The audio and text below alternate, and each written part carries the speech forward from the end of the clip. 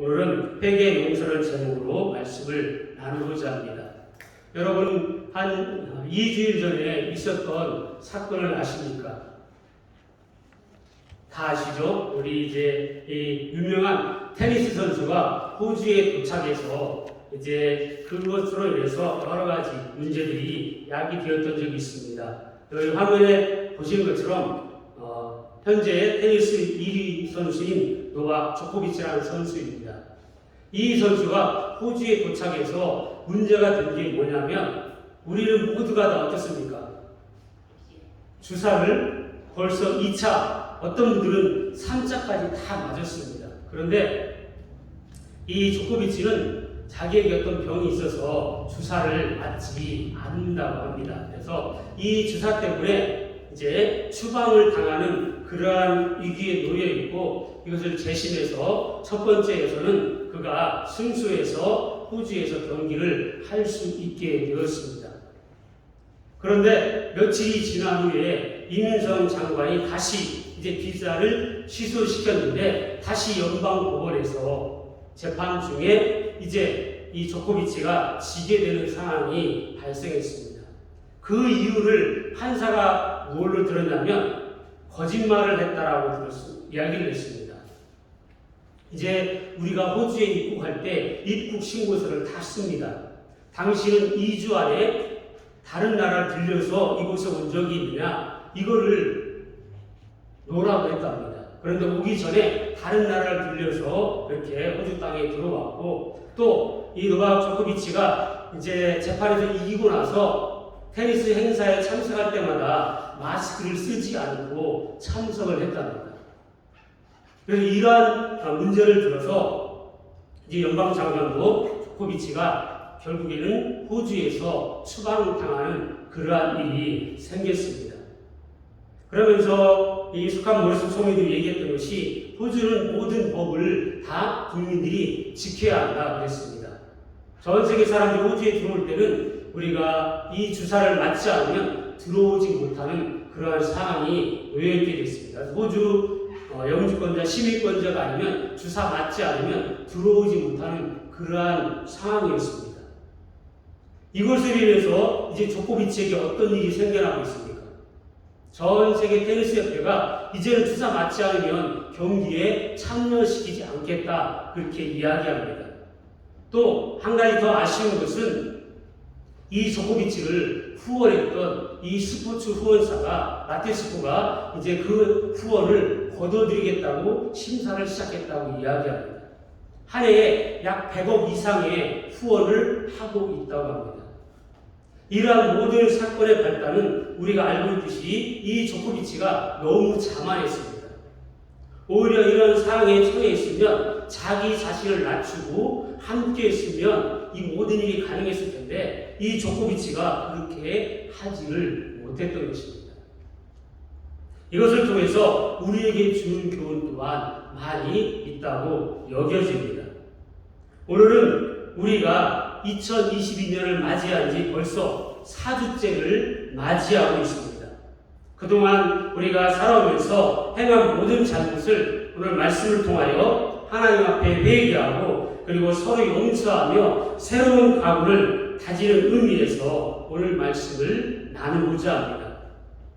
오늘 본문은 저와 여러분들이 너무나 잘 아는 본문의 말씀입니다. 두 아들을 가진 한 아버지가 있었습니다. 그런데 두 아들 중에 이 둘째 아들에게 문제가 있었습니다. 우리가 아이들을 키워보면 대부분 둘째가 문제들을 많이 일으킵니다. 첫째는 처음 낳다 보니까 어떻습니까? 부모님들이 엄하게 막 교육도 시키고 잘못하면 꾸짖기도 합니다. 그런데 둘째는 별로 신경을 안 씁니다. 첫째의 모든 신경을 쓰다 보니까 둘째들이 자기 주장이 강해집니다. 이 둘째 아들도 그런 부류의 아들이었나 봅니다. 예전에는 이 당시 시대는 아버지가 살아계실 때 유산을 물려받는 그러한 법이 없었습니다. 아버지가 죽어야만, 돌아가야만 이 유산을 받을 수가 있었습니다. 아버지가 살아계시는데도 기필코 아버지를 아버지에게 유산을 달라고 이겨서 결국에는 이것을 받아서 이 아들이 나라를 떠나게 됩니다. 먼 나라로 가서 허랑방탕하게 다 허비하고 말았습니다. 그런데 엎친 데 덮친 격으로 흉년이 들게 되었습니다.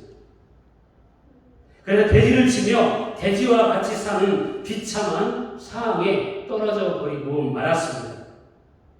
먹을 것이 없어 배가 고파 돼지가 먹는 쥐연 열매로 배를 채우고자 했지만 그것마저 먹지 못하게 됩니다.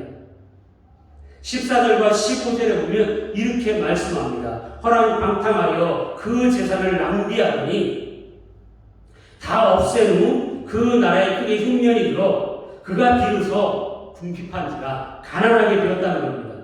돼지 먹는 쥐연 열매를 배를 채우고자 하되 주는 자가 없다고 말씀합니다. 그제서야 이 둘째 아들이 정신이 들었습니다. 그동안에는 아버지에게 물려받은 그 유산 가지고 온갖 다 했을 거 아닙니까? 우리가 현대로 따지면 가장 좋은 차, 그리고 클럽에 가서 먹고 마시고 그런 모든 쾌락을 다 즐겼을 것입니다. 그제서야 제 정신이 들어서 자기의 처지를 보게 됩니다. 중요한 것은 고난을 통해서 우리가 정신을 차리게 된다는 것입니다. 사람이 살아가게 되면 자기의 즐거움과 쾌락과 향락에 빠지게 되어 있습니다.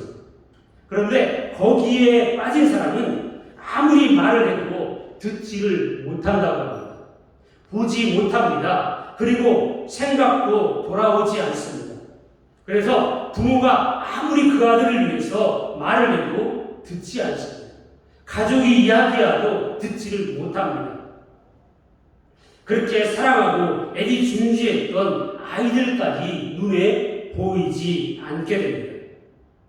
이런 사람은 이제 하나님께서 손을 대게 됩니다. 여러분, 정말 하나님이 사랑하고 선택한 사람은 반드시 손을 댑니다. 그래서 우리가 신앙생활하다가 정말 하나님이 나에게 이런 고난을 주시면 여러분, 하나님이 나를 사랑한다는 증거입니다. 그런데 내가 하나님 믿으면서도 허랑방탕하고 믿음대로 살지 않는데 하나님이 가만히 내버려두면 어떻습니까? 심각하게 고민해야 합니다. 정말 내가 하나님 제대로 믿고 있는 것인가? 내가 하나님의 자녀인가? 하나님이 나와 함께하는가? 이런 부분을 심각하게 생각해야 합니다. 바로 돼지치는 것까지 전락해 버리게 되었고 이런 돼지가 먹는 열매도 없어서 배우를 채우지 못하는 참혹한 환경에 이 아들이 빠져들게 됩니다. 꼭 이런 환경이 아니라 하나님께서 우리의 삶에 손을 대시면 이보다 더 비참한 것까지도 떨어질 수 있는 게 우리의 인생입니다. 그 아들은 이제 결단합니다. 내가 이제 무슨 체면으로 가서 아버지를 아버지라고 부르겠는가? 그렇게 이야기합니다. 18절과 19절에 말씀합니다. 내가 일어나 아버지께 가서 이르기를 아버지 내가 하늘과 아버지께 죄를 지었사오니 지금부터는 아버지의 아들이라 일컬음을 감당하지 못하겠나이다. 나를 품꾼의 하나로 보소서 하리라. 이 말을 아버지에게 가서 하겠다고 이야기합니다. 가서 품꾼의 하나로 사용해달라 아니라 결단합니다. 여러분, 이 단계가 매우 중요합니다. 회개 전에 우리에게 결단이 필요합니다.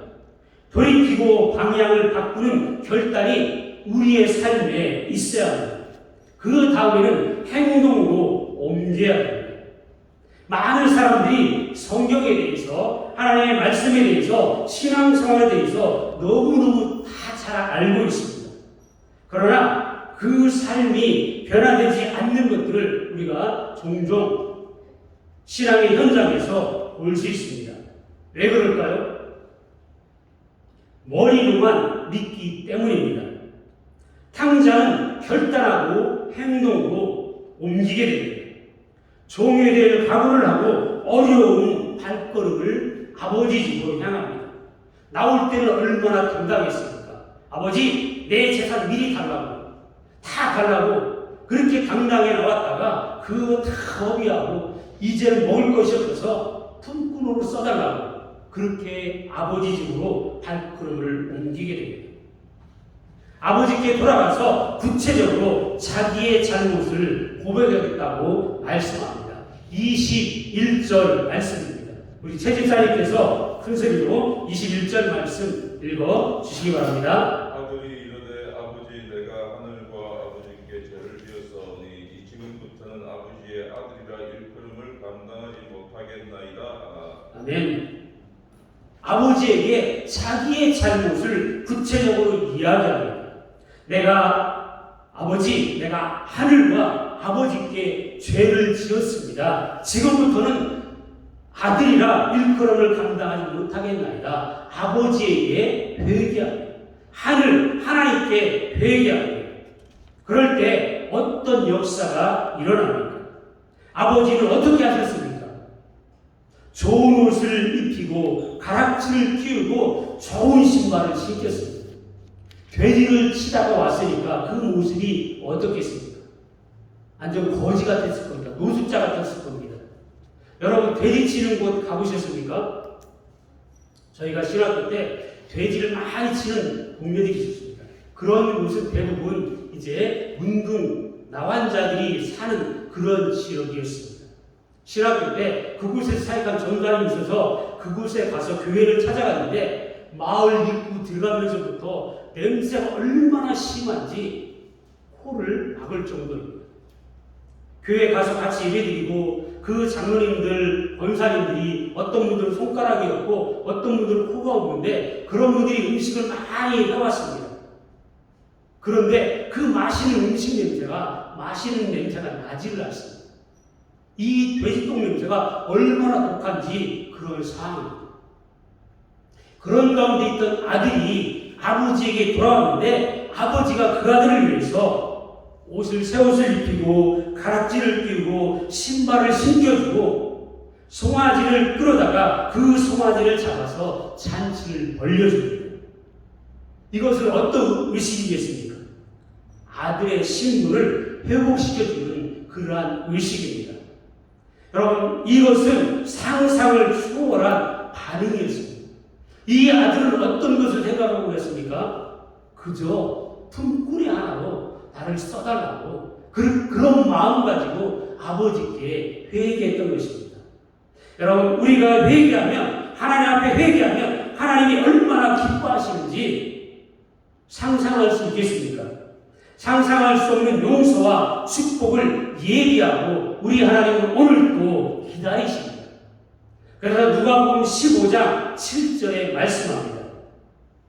내가 너에게 이르노니 이와 같이 죄인 한 사람이 회개하면 하늘에서는 회개할 것 없는 의인 99으로 말미암아 기뻐하는 것보다 더하리라 믿으시기 바랍니다.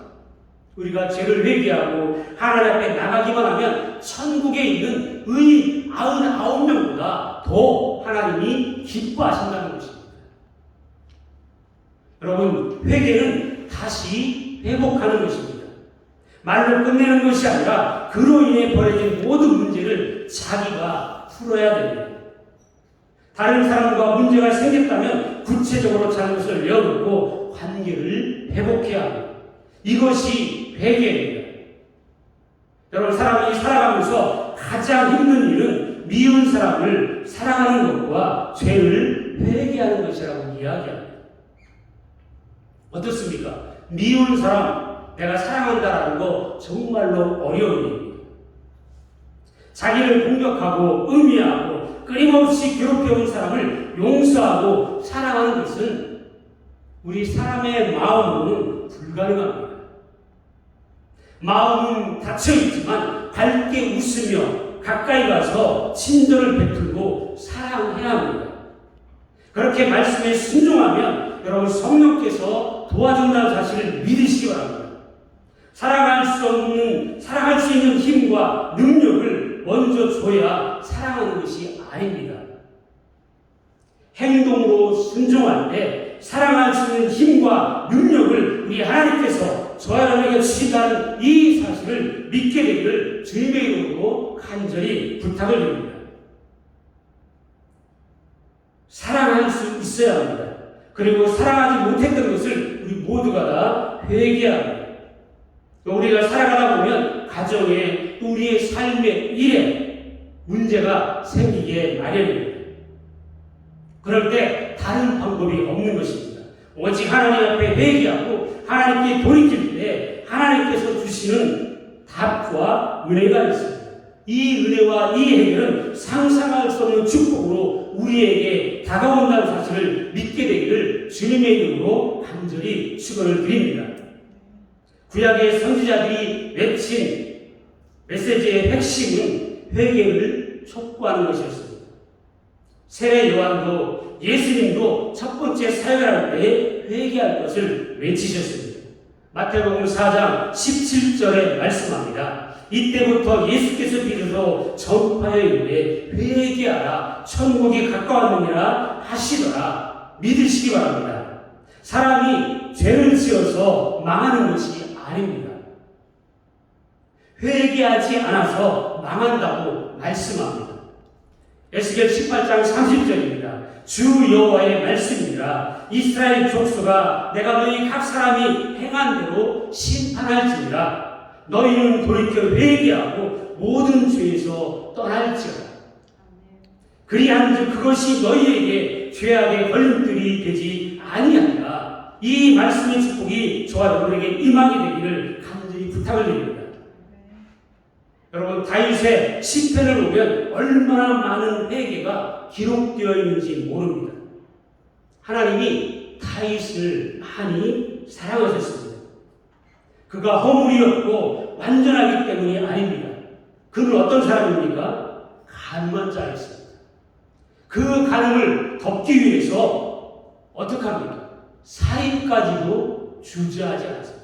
얼마나 충신입니까? 나라를 위해 지키기 위해서 제일 앞장서고 또 그것을 감추기 위해서 불렀는데 내 동료들은 전쟁에서 싸우는데 나는 집에 가서 편히 잘 수 없다. 이런 충신을 어떻게 합니까?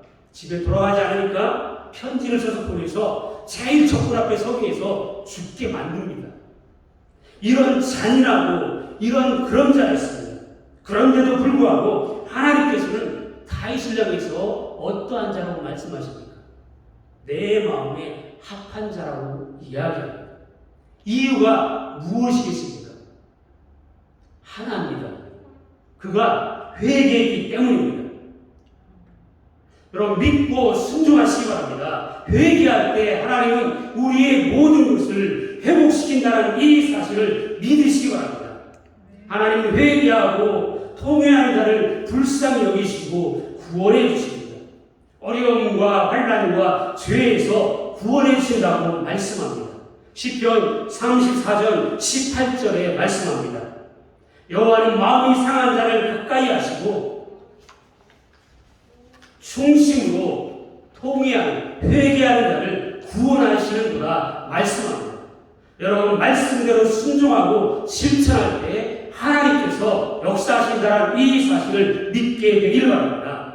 사랑하는 성도 여러분, 새해가 시작된 지가 엊그제 같은데 벌써 한 달이 다 되어갑니다. 우리는 자기를 돌아보면서 또 앞을 내다보면서 살아가는 하나님의 백성입니다. 하나님께서 기뻐하는 자가 되어야 합니다. 하나님께서 내 마음에 합한 자라는 이 축복으로 살아갈 수 있는 주님의 백성이 되어야 합니다. 우리의 깨어진 모든 관계를 회복하고 마음을 깨끗이 하여 2022년 새해에는 하나님께 주신 은혜를 새 부대에 담는 저와 여러분 되기를 주님의 이름으로 간절히 부탁을 드립니다. 그리하여 성령의 사랑으로 새롭게 출발하는 2022년 새해가 되기를 예수 그리스도의 이름으로 간절히 축원을 드립니다. 사랑과 은혜가 풍성하신